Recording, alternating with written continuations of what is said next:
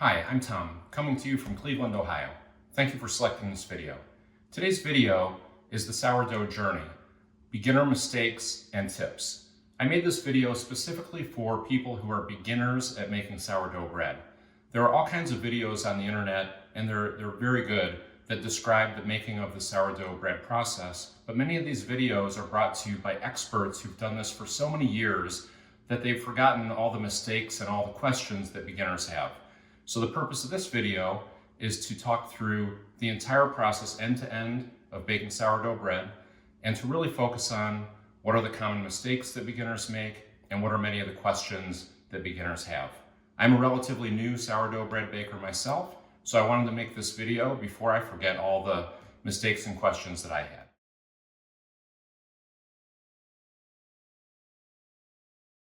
So the first step in our process is to select a recipe that you want to follow. Sourdough bread baking is different than other types of baking or cooking because the recipe is more than simply just putting the ingredients together.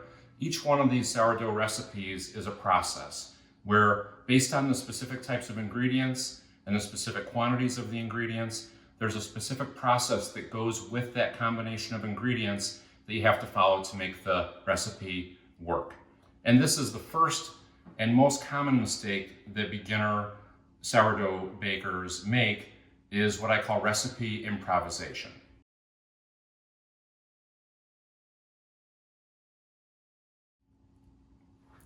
Recipe improvisation goes like this. When I got interested in baking bread, sourdough bread, I pulled out all of my cookbooks that had bread recipes. I found the all-time best bread recipes. How can you go wrong with this?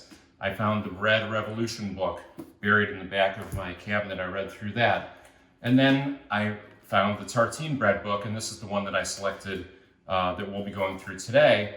But before I learned to use this recipe, I did what I call recipe improvisation, which is I read all three of these. I printed out a dozen recipes off of the internet, and when I made my first loaf of bread, I liked different parts of different recipes, so I grabbed the first part of one recipe, I grabbed the middle part of another one, and I grabbed the last part of the third one, and I kind of put them all together, and I thought that would work, and I made a brick. It just didn't work. And what I realized very quickly is that these recipes do not have interchangeable parts. You can't take the first half of one recipe and add it to the second recipe because, as I mentioned earlier, the recipe and the process are inextricably linked. So the idea of picking and choosing pieces of recipes just doesn't work. So my first tip for beginning sourdough bread bakers is pick one recipe and stick to it exactly, start to finish, until you master it. And you'll learn so much more than you will by changing all the variables and mixing and matching pieces together than you will if you just pick one recipe and stick to it. So that's my first tip. So the recipe that we'll be using through this process is from the Tartine bread book. This is a fairly famous book by Chad Robertson from the Tartine Bakery in San Francisco. And there's a recipe in this book called the Basic Country Loaf, which is one that many people follow, and we'll be following that recipe throughout this process, the Tartine bread Basic Country Loaf. There are plenty of other recipes out there on the internet, and many of them are popular and proven. If you choose to do a different one, just pick one of those and follow it top to bottom, start to finish, without exception. That's the best way to learn.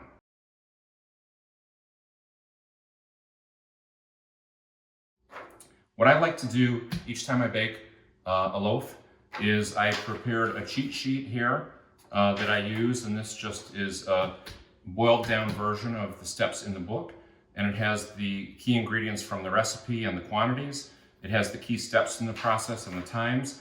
So this reminds me of the steps that I need to follow. And I also leave space on the sheet here to keep notes, because it's very important to write down what time you're starting certain things, what the temperature is, and other things that may go right or wrong along the way, and then you can go back and learn from your notes. So I highly recommend creating some type of cheat sheet that you can follow.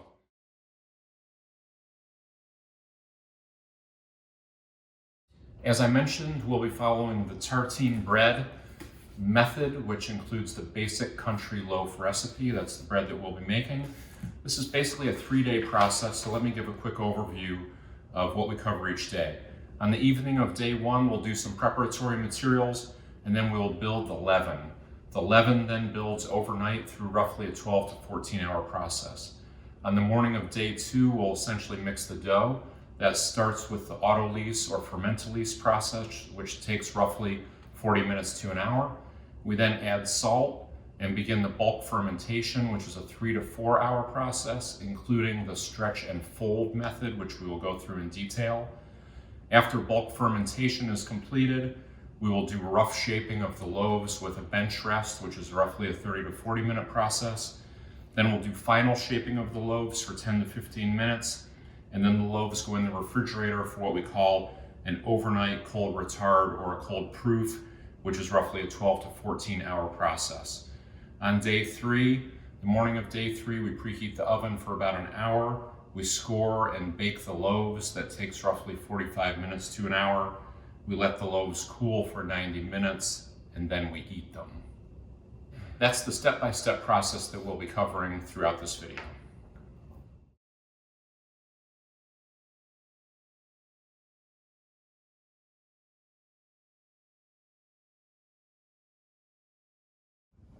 When you're baking sourdough bread, the leaven is basically the vehicle that you're using to take the yeast and the lactic acid bacteria from your starter and introduce that into your dough. A lot of people ask the question, what's the difference between a leaven and a starter? And there are really two things. One is the leaven is essentially a bulked up version of your starter.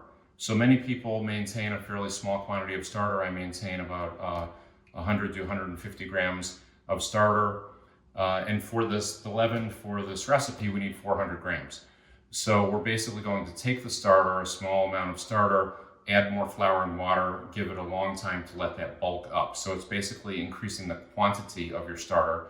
And it's also creating what Chad Robertson calls as a younger version of the starter, where it's a little bit less acidic and a little bit less sour, which is the type of flavor that he goes for in this recipe, not the classic, really tangy sourdough flavor, but a little bit lighter flavor to his bread. The second thing that the leaven does that's different than your starter is that some recipes call for different types of flour to be used in the leaven than what you might use in your starter. So for example, you might use a starter that's all-purpose flour, 100% all-purpose flour, and the recipe might call for a leaven, which is half all-purpose and half wheat flour.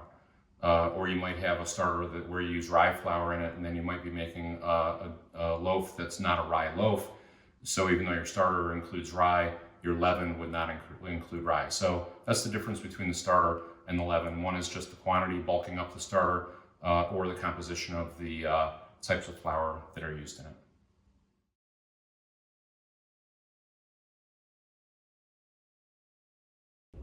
As we get ready to build our leaven, there are 3 ingredients to the leaven. We have our starter, we have our flour, and we have water. So let's talk about each one of those 3 ingredients separately, and then we'll come back and start the leaven building process.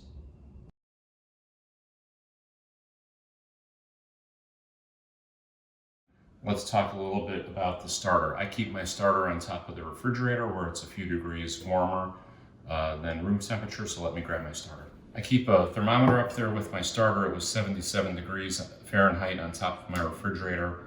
That is 25.1 degrees Celsius. I just fed this starter about 3 or 4 hours ago. You can see the blue rubber band was where I started, and it's more than doubled in size. So this is the perfect time to be taking the starter to make the leaven. You want your starter really at its peak. If I open up the starter, I always smell it. It smells yeasty, bready. It does not smell vinegary. It does not smell acidic. It does not smell like alcohol. So this is really at its peak time where the starter is actually domed up a little bit in the jar, and it does not smell, as I said, like alcohol yet. It will over time. So this is really the peak time that you want your starter. In this video, I'm not talking about how we build the starter. I'll do a separate video on that topic. But this starter is basically the recipe that's recommended in the Tartine bread book. It's 50 grams of flour, and 50 grams of water added to the remaining starter every day. And the 50 grams of flour is a 50-50 mix of white bread flour and whole wheat flour, which is the same ratio that's going into the leaven. So our starter and our leaven, in this case, have the same ratio of flour in them. So you can think of this leaven as essentially a bulked up version of the starter.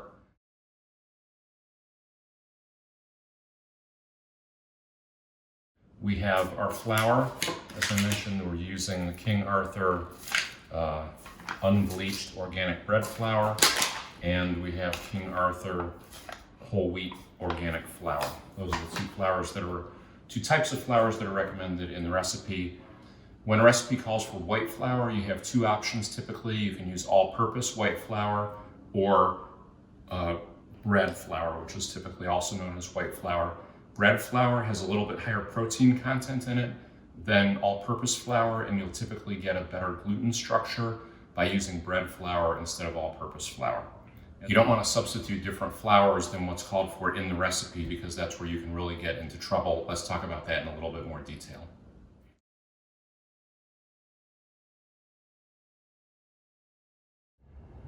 The second most common mistake beginners make is flour substitution. What do I mean by flour substitution? So we get ready to bake a loaf, we get a recipe. This is what I did. I want to make the tartine bread. I read the recipe. It calls for 900 grams of white flour and 100 grams of wheat flour. So what do? I go dig around my pantry and see what kind of flour I have. And I have all this interesting flour. So let's see what we have. I have gluten-free flour. Maybe that would work. I have this giant bag of semolina flour. I really need to use this up, so maybe I'll use that. I have spelt flour. I heard spelt flour is really good, so that could be a great option. I have this giant bag of rye flour. I love rye bread. Maybe I could make a rye loaf. I have rice flour. I have Tipo 00. This makes fantastic Italian bread and pizza crust. Maybe I could make an Italian sourdough loaf. I have pasta flour. I'm not making pasta, but if I get in a jam, this would probably work. I have white hard wheat flour. This is expired. And I have organic einkorn all-purpose flour. Einkorn is this ancient wheat from Europe. If you made bread in Europe in the Middle Ages, you would use einkorn wheat. So maybe if you're a middle-aged bread maker, you want to use middle-aged flour. That could be good. The bottom line is that none of these will work. None of these flours are a substitute for what's called for in the recipe. All of these have different protein contents. They absorb water differently. They have different gluten content. So even though I have all this flour that I really want to use, none of this is interchangeable with basic white bread flour or whole wheat flour. So if I tried to substitute any of these flours, they wouldn't work. And if you're not used to baking bread, you think flour is flour, how different can it be? These are all different. And the recipes are very specifically designed for the types of flour that are called for in the recipe. So what should you do? You should go to the store and buy the flour that's recommended. So the recipe calls for white flour. So we'll be using this King Arthur unbleached bread flour as our white flour, and King Arthur whole wheat flour for our 100 grams of whole wheat flour. This is one of the biggest and easiest problems to solve for beginners, is just use the flour that's called for in the recipe, because the recipes just don't work. These are not interchangeable. Once you become an expert bread maker, you can figure out, how do I substitute rye for wheat? How do I substitute spelt for white? But it's incredibly difficult for a beginner to figure out how to do that. And it's one of the most common reasons that beginners' recipes will fail, is because they're trying to interchange and use different flours that weren't called for in the recipe. The second aspect of flour substitution is that you need to stick with the ratios that are called for in the recipe. So this one calls for 900 grams of white flour, 100 grams of wheat flour.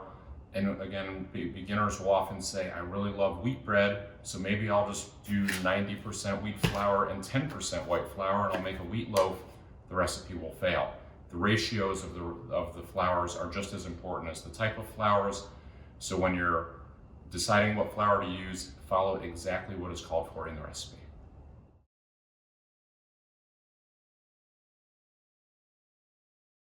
Some people ask what type of water you should use, and you'll get all kinds of answers when you ask people that question. Some people say they use tap water, they use filtered water, they use well water, they use distilled water. The key thing that you need to know is that you don't want chlorine in your water if you're adding it to your starter or to your dough. So if you have a municipality that puts chlorine or chloramine, which is a different type of chlorine, into your water, you want to filter that out before you add that to your starter or your bread. Because if there's chlorine in your water and you're adding that to your starter and your dough, in your starter you're trying to grow a culture of bacteria and fungus basically. And if you have chlorine in your water, it's essentially like putting bleach in your starter and your dough, which kills 99.9% of household bacteria. So the main thing is whatever type of water you're using, just make sure you get the chlorine out of it. I have a filter on my refrigerator here. So our municipality puts chlorine into our water. The filter takes the chlorine out. So now I have unchlorinated water. You can use bottled water, which is generally unchlorinated. Different municipalities use two different types of chlorine, which is important to know. One is chlorine, which can be boiled off. And the other is something called chloramine, which is chlorine and ammonia, which does not boil off. Some people think if you boil municipal water out of the tap that you'll boil off chlorine, but it does not boil off chloramine, so keep that in mind. Some people also will ask if you should use distilled water. Distilled water is okay, but generally speaking, people don't recommend distilled water because it's also taken all the minerals and other good things out of the water if you're using distilled water. So you want filtered tap water, filtered well water, bottled drinking water, something like that. Just make sure that you're not adding something to your dough or your starter that's going to kill bacteria.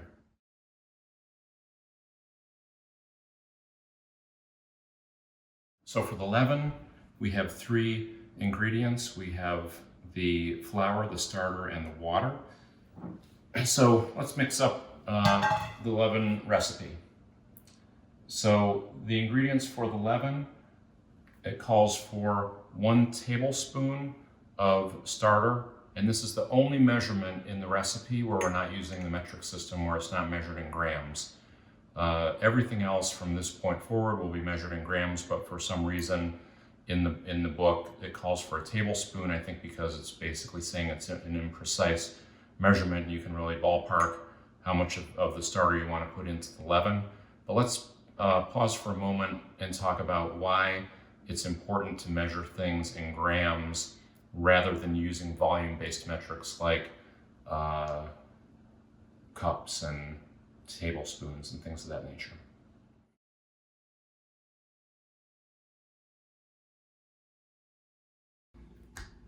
The third most common mistake beginners make is inaccurate weights and measures when you're baking bread. So you'll see in any of the recipes, many of the recipes are listed in grams rather than cups and tablespoons and ounces. So let's pause and take a quiz. This is like Jeopardy. I'll tell you the answer and then you guess the question. The answer is 197. The question is, how many countries use the metric system? 197. The answer is 3. The question is, how many countries do not use the metric system?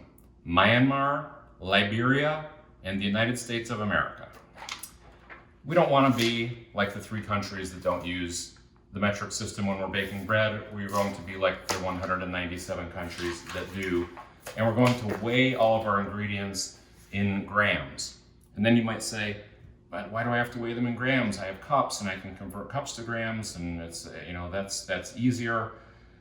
When you measure things by cup, a cup or a tablespoon is a volume-based measure. It's not a weight-based measure. And when you're baking bread, what you will find is that these recipes are incredibly precise in the ratio of flour to water, different flours to each other, the salt, the starter, etc., are very precise measurements, and they need to be measured by weight, not by volume. So when we're used to baking a cake or whatever, and it calls for 4 cups of flour, you're really approximating the weight of that flour when you're baking a cake. When we're baking bread, we really can't approximate because different flours have different weights, and different salts have different weights. So we need to measure everything by weight. So let's do a quick example of why we need to weigh our ingredients in grams rather than measuring in cups, or even trying to convert from cups to grams using something like the internet or a conversion table. So I've measured out exactly 1 cup of bread flour, 1 cup of semolina flour, and 1 cup of spelt flour. And let's look at how much these weigh and how much the conversion table, if we looked at converting these from grams to cups, how close that would be to the actual weight. Alexa, how much does 1 cup of flour weigh in grams? 1 cup of flour weighs about 120 grams. 120 grams. The actual weight is, let's subtract out the weight of the cup, 160 grams versus a conversion of 120. If you used a conversion of 120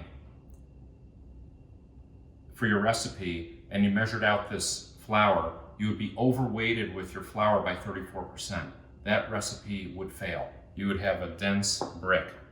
Let's try semolina. Alexa, how much does 1 cup of semolina flour weigh in grams? 1 cup of enriched semolina flour weighs about 170 grams. 170 grams is the conversion. This cup of semolina flour weighs 124 grams. If you use that conversion factor, the recipe would be underweighted in flour by 28%. It would be a soupy mess, and that recipe would fail. Let's try spelt flour. Alexa, how much does 1 cup of spelt flour weigh in grams? 1 cup of spelt flour weighs about 150 grams. 150 grams. This cup of spelt flour weighs 95 grams. That weight is off by 37%. If you use that conversion ratio and put that amount of flour into your recipe, it would fail. This is the reason we need to weigh things. There's nothing wrong with Alexa. She's really smart, but those are average conversion factors.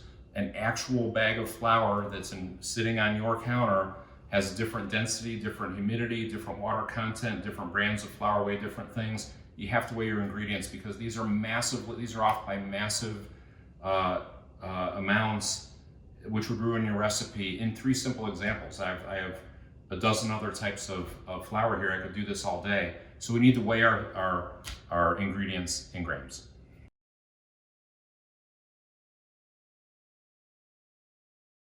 It's the evening of day 1. We're going to make the leaven at about 8 p.m. The recipe book, the Tartine book, calls for the leaven to sit overnight. There's no specific timeline in there at room temperature of about 65 degrees. So we'll make the leaven at about 8:30. My room temperature right now is 74 degrees Fahrenheit, 23.5 Celsius. My thermostat will go down to 65 in about an hour. It's winter here in Cleveland, so our room temperature will get down to about 65 degrees, and we'll let that leaven go until tomorrow morning, sometime around probably 10 or 11 a.m. There's no specific time on the leaven building other than just saying overnight, which I've typically interpreted as about 12 hours, but there's no specific guidance on that. So the leaven recipe calls for 1 tablespoon of starter. As I mentioned, this is the last time we'll use a non-metric measurement. So I'm scooping out kind of 1 heaping tablespoon because this is really an airy mixture in my starter here. And I'm also weighing this so we can see how much 1 tablespoon actually weighs. Trying to get all that out. And that's about 12 grams. That's pretty consistent with what I've seen in the past. When I put 1 tablespoon of starter in, it's about 12 grams. So let's call that 12 grams of starter. And then before I put my starter away, you can just look at what this starter looks like. It's frothy, it's stringy. Like I said, it smells like yeast. It has a tiny bit of alcohol smell to it, but it's really a frothy mixture in here. And if I turn my jar over, it's very thick. It is pourable, but it's thicker than a batter. It's sticking to the sides here. I can almost hold this upside down without the starter coming out. So you get a sense of the consistency of the starter. And then we put our starter in a safe place. So we have our starter, 12 grams of starter, roughly approximately 1 tablespoon. The next ingredient in the starter is 78-degree water. So in the tartine recipe, there are very specific measurements given for the water temperature and the dough temperature, but let's start with the water temperature. In this case, 78 degrees. So what I usually do is heat up about 500 grams of water to about 80 degrees. This is right at it's at about 80 degrees right now. And the recipe calls for 78 degrees. So I'm gonna step over to my refrigerator and pour a little bit of cold filtered water in here until I get it down to 78. Okay, that water is exactly 78 degrees, what's called for in the recipe. So we're going to add 200 grams of water to the starter. I always do this on the scale, so we're always measuring, even though this measuring cup has milliliters on it. I'm still measuring as I'm pouring. You don't want to overshoot, and we're at exactly 200 grams of water that we added on top of the 12 grams of starter. I'm just going to mix this in a little bit to dissolve that up. Some people will ask, what types of bowls should you use when you're making sourdough? Glass bowls, metal bowls, plastic bowls, wooden bowls, etc. Generally speaking, you want to use glass or stainless steel. Some people say don't use metal bowls, but stainless steel is a non-reactive metal, so it's okay to use stainless steel bowls for baking things like this. If you use plastic bowls, you want to use the food-safe, BPA-free plastic. I generally use a combination of glass and stainless steel, as you'll see here over the next few steps of the process. So we've added 200 grams of water. Now I'm going to zero that out, and I add an equal amount of flour. So 200 grams of water, 200 grams of flour, and it's going to be a 50-50 mix of the white flour and the whole wheat flour. Actually, instead of adding this into the bowl, what I like to do with the flour is pre-combine it so that I mix the white and the wheat and I don't get big clumps of white flour or wheat flour. So let's do that first. I zero out this bowl. I need 100 grams of my white flour, 44, 93, 99, 100. And then I add 100 grams of the wheat flour. This is whole wheat flour, organic. 176, 192, 200. So I have added 100 grams of white flour, 100 grams of wheat flour. Then I just like to combine these two together so you can see the white and the wheat was kind of separated just based on how I poured it in. You don't want to pour it into your water that way, or you'll get big clumps of white flour and big clumps of wheat flour. And I'm actually going to make the leaven in the glass bowl now. So I'm going to pour my starter and water into the glass bowl.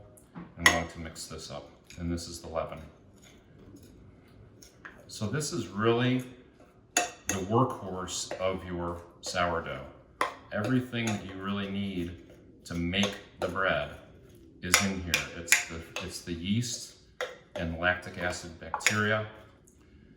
The other flour and water that we add later is going to get eaten by the leaven that we're preparing here. So I'm just scraping down the sides of the bowl to make sure that there's no dry flour on the edges. Just kind of lightly mix this together. You can do it with your hand, you can do it with a spatula, you can do it with a spoon. You just want to combine the ingredients but essentially what we're doing here is like a super feeding of our starter. So we took 12 grams of starter and we added 200 grams of flour to that. So typically when you're feeding your starter, you're doing a 1-to-1-to-1 ratio where you're adding the same amount of water and flour to your starter. Here we're doing 200 grams of flour to 12 grams of starter. So that's something like, I don't know, 18 times feeding ratio. So that's why this will sit then overnight, because this has a large food supply available. And this is essentially what will go into our dough tomorrow morning. This will bulk up our starter.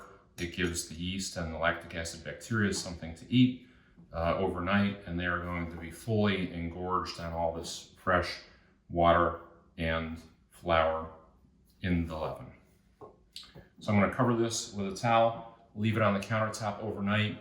Room temperature will get down to 65 degrees, which is what is called for.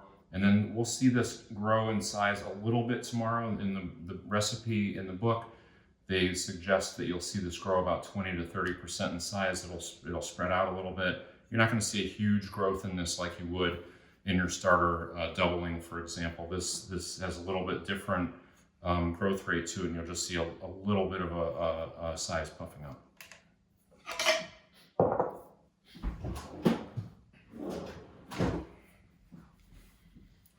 Okay, the leaven is good to go until tomorrow morning.